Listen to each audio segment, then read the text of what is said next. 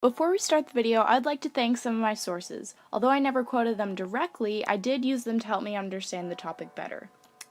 Although there is a lot to cover when talking about PTSD, I'm going to divide this into 3 sections. The basics, why it happens, and what we can do about it. Anyway, cue the chapter thing. PTSD is an abbreviation standing for post-traumatic stress disorder. Before being carefully studied, many people would use the term shell shock to describe veterans coming back from the battlefield. It can often lead to intense flashbacks, which are often called PTSD blackouts, and overflows of emotions, usually when shown a trigger to bad memories.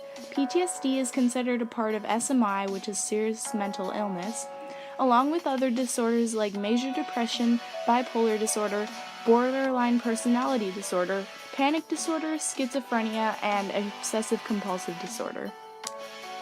Yes, I finally said it after 10 recordings. Yay. The name of PTSD explains a lot about why it happens. Post-traumatic meaning the after effect of a devastating event, stress meaning, stress, and disorder meaning an unhealthy amount / uncontrollable tendency. So, what does that mean? It means that after being emotionally scarred, many people can develop PTSD, whether young or old. Genetics or family history of PTSD can also result in a higher chance of developing it. Some examples of tragedies that can cause PTSD are witnessing natural disasters or another dangerous accident, being attacked and/or badly injured. Many former military workers or veterans also have PTSD. The brain chemistry behind having PTSD, like most stress disorders, is an overactive amygdala, but probably the most prominent thing that happens to your mind is the reduced volume of your hippocampus, resulting in less activity from it. And since the hippocampus plays a key role in how you respond to stress and certain memories, I think you can assume that it isn't very good when it shrinks up to 12% smaller.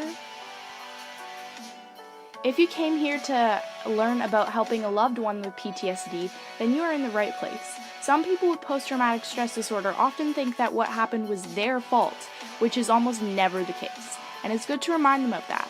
Although it's not very wise to shove support in their face, especially when they are doing fine and no memories are currently being triggered. This could make them feel abnormal.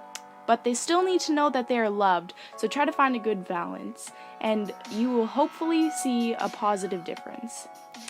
Another key ingredient is to provide a safe environment, and to do so, you need to know them well enough to know what makes them feel secure. Some common things that can be comforting to them is reassurance that you love them, whether verbal or physical, like hugs. Giving them a relieving meal or gift, and just being here, physically with them in general.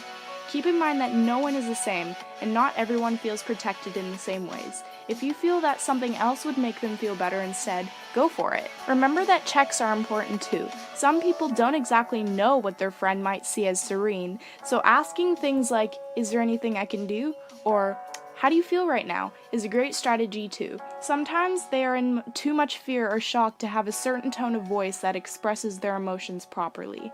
Many people begin to have different breathing patterns when being triggered to memories, so breathing exercises may also help. Anyway, this video is getting way too long for me to animate, so bye. Also, I apologize for being sick while recording this, but my project is due this week, so I had no other choice.